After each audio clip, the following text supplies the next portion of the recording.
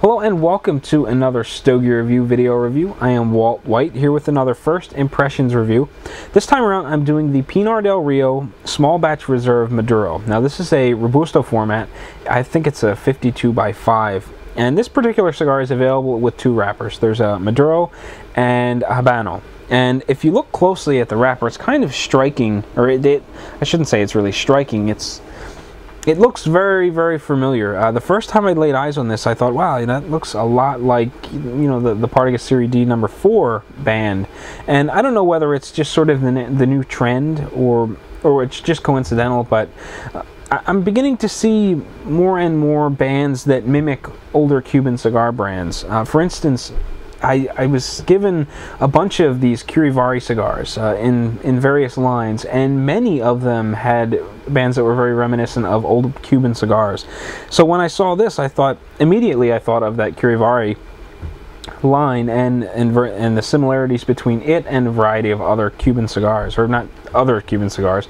Curivari isn't Cuban to begin with, but I got that same impression when I looked at this. I thought, wow, that's very Partagas Series D-ish, but we'll see how it smokes. If you remember a while back, there were some stories going around on the web that Abe Flores of Pinar del Rio had picked up from the Don Leoncio factory in the Dominican Republic and moved the entire production elsewhere. Cigars were tweaked a little bit and production ramped up once again. Around this time, I remember seeing a lot of the Pinar del Rio stuff being closed out on Cigars International. Some of the like the sun-grown Habano blends, and the Oscuro were going for practically half of what they cost in stores. And after those cigars had kind of dried up, new cigars were rolled out. So there was a transition at some point, and from what I understand, this cigar was sort of birthed in that new factory, and that's kind of where it picked up production for the first time. So I've always liked Abe's stuff. He does a variety of cigars that I've enjoyed quite a bit. He makes one for a friend of mine, Jim Cronin, down in Skip Pack, Pennsylvania, for Top Shelf Cigars. It's a really nice, mild Connecticut cigar, and there are just a lot of different cigars in the Pinar del Rio lineup that I'm happy with. All of them tend to have burn problems. I shouldn't say all of them. More often than not, I tend to have burn issues with Pinar del Rio cigars, mostly almost like fireproof problems where I struggle to keep the cigars lit. But I'm really eager to get this one started, so let's kind of cut to the chase and get cut and lit and get this thing smoking. So initial impression, just kind of looking over it, it looks beautiful. It's got a nice oily brown wrapper. It's got a nice sheen to it. The cap looks very neatly applied.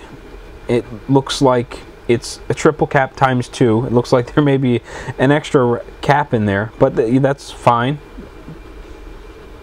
Actually, it wouldn't be a triple cap times 2. What, quadruple cap? But at any rate, it looks really good.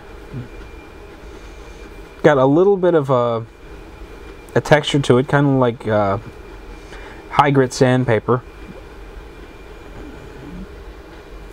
Doesn't have much of an aroma, but it's impressive to start. And as much flack as I'll give the cigar for having a band that looks like an old Cuban band, it does look good on the cigar. The nice white bright band pops really well against a dark oily wrapper. So it looks good, but I'm still going to give it some flack for mimicking the Series D number 4 band.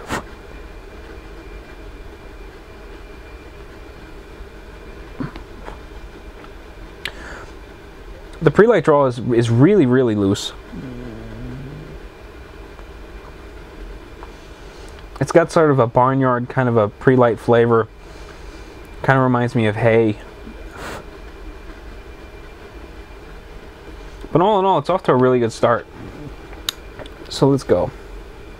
So at any rate, how did I get these cigars? Well, it's worth noting that I got these for free. I got an email from Abe before my accident. It was probably a month and a half ago, asking for my address to send me some samples.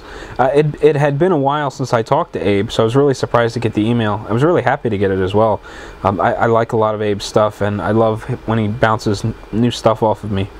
New blends and such. So I sent him my information. He sent me some cigars. He sent me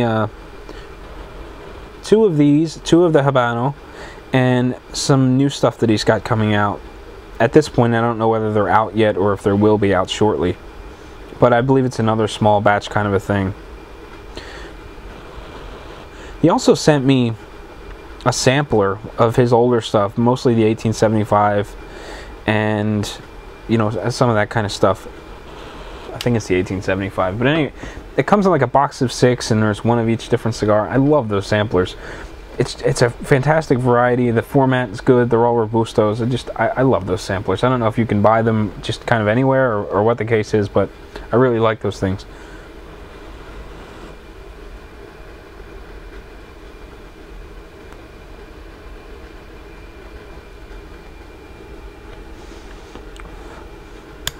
Ooh, a lot of power up front. Lots of spice. Aggressive on the throat.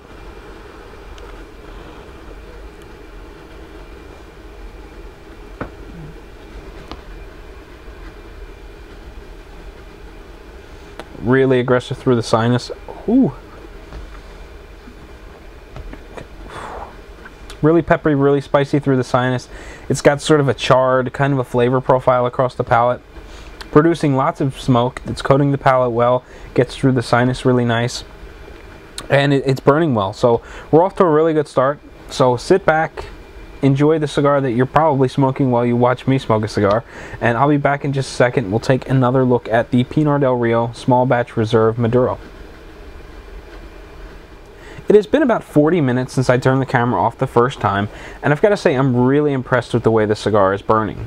In the past, I've struggled with a lot of Pinar del Rio product in the burn department. It's not that the cigars burn unevenly or really crooked and require a lot of touch-ups. It's just that I just can't keep the things lit, and sometimes it can be very frustrating. And this cigar has been absolutely trouble-free. I'm just completely amazed by that. There was one minor touch-up that I needed to do, and that was just because it was burning a little unevenly. There was a piece of wrapper that looked like it was pulling away a little bit, and as a result, that portion of the cigar didn't burn properly. I just hit it really quick with a torch. It solved the problem right away, and I haven't had to touch the lighter since. I'm amazed by the way the cigar is burning. Smoke volume is excellent. I'm getting lots of dense smoke. It coats the palate well. It's easy to get through the sinus. The really overwhelming pepper spice flavors that I was getting early on, was kind of like a punch in the nose. It has settled down quite a bit. There's still some definite pepper and spice mixed in with the flavor profile, but it's not nearly as overwhelming as it was earlier on in the cigar. The flavor profile is kind of interesting. I'm getting a little bit of a woody flavor. I'm getting some of that barnyard flavor or barnyard aroma, kind of like the smells that you smell when you walk up to like a farmhouse or something where, you know, where there are horses and stuff. You get that grassy sort of smell. You get that hay sort of smell. Not really. I'm not getting any of the manure smell in here, but you know, those barnyard-esque sort of flavors or aromas are coming through, and I'm really enjoying them. There's also a little bit of a cocoa flavor that's sort of mixed in. It's very random. It's not a consistent flavor. It sort of pokes its head in here and there, and all in all, it's making for a nice rounded cigar with good body and good flavor.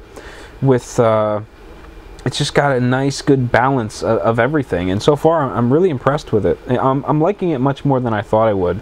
Not saying that I was expecting a poor cigar. Just I was going into this expecting to be grabbing my lighter a lot, and eliminating that hassle of reaching for the lighter has allowed me to spend a little bit more time thinking about the cigar and the flavors that I'm getting out of it, and it's just made for a much more enjoyable experience. It's been about 15 minutes since I turned the camera off the last time, and I think I may have spoken a little too soon. I'm running into some minor burn issues now, and it didn't really kick in until after I pulled the band off, so we're getting really late into the cigar at this point, and it's not as troublesome as if these burn issues were starting earlier on and were a consistent problem throughout. But I'm getting some flaking of the ash. That's been kind of common throughout the whole thing. It's just being a little more flaky at this point, and I've had to touch it up maybe 2 or 3 times since I turned the camera off last. I've got a funky sort of opposing burn you know, opposite of what's common. Generally, as you're smoking a cigar, if it's burning properly, it has a nice cone shape where everything is sort of burning evenly. The filler is burning just a little bit slower than the wrapper and the binder. But in this case, I've got sort of the opposite effect going on, where inside the cigar, the filler is burning a little bit faster than the binder and the wrapper, and that's kind of where I think the touch-ups are required. The cigar is not really staying lit. It's taking some more effort to keep the cigar burning properly, but the occasional touch-up is producing lots of smoke, and the cigar is performing well in the smokability sense. Good flavor, lots of dense smoke. It doesn't taste as though something is not burning properly. Some cigars, when you start getting burn issues with them, the flavor is just off. Something doesn't taste quite right. But here, even though I've got this dished sort of burn going on, I'm still getting a nice, even flavor profile. It doesn't feel like something is missing because something isn't burning properly. So all in all, good solid cigar. I'm not quite sure what the price point is or what the availability is. I know that since these are small batch cigars, you're probably going to pay a premium for them. However, I don't know what that premium is, and I don't know if these are going to be showing up in the catalogs or if this is an exclusively brick and mortar kind of a thing where you have to go to your local cigar shop to get them.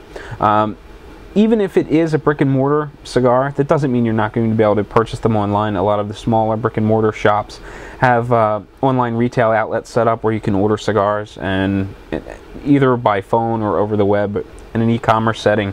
But I'm not quite sure whether or not these are going to be on the big catalog sites. You know, with a name like Small Batch Reserve, I would hope that they would not be available at these big online retail outlets.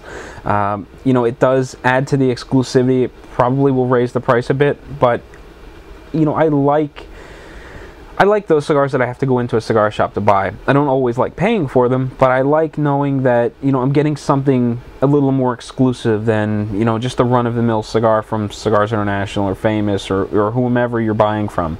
So, you know, depending on the price, I would say this is well worth picking up. If it's in the $6 to $8 range, I think it's a killer cigar, and you should definitely go out to a local cigar shop and pick it up. If it's running between $8 and $10, it's not. I don't think it's as good a value. However, I still think it's a good solid cigar. For $10 and up, I don't know that I'd be reaching for these all that often, because at that point, now you're competing with, you know, some of the bigger names, bigger cigars. You know, a lot of the Illusion product is between $8 and $10. You know, Ashton product is up over $10, and now you're competing with other cigars that I think offer more bang for the buck at that price point. So I'm just speculating at what this cigar is being priced at, you know, MSRP. I really have no idea. I haven't researched it. You know, being a first impressions review, I think I'm allowed to slack just a little bit and focus on the cigar itself and not so much the availability or pricing or where I can find it, things like that. So all in all, good solid cigar, well worth giving a try, you know, if the price is comfortable for you. And that's going to do it for the review. So thanks for watching another Stogie Review video cigar review. Happy smoking, and I will catch you later.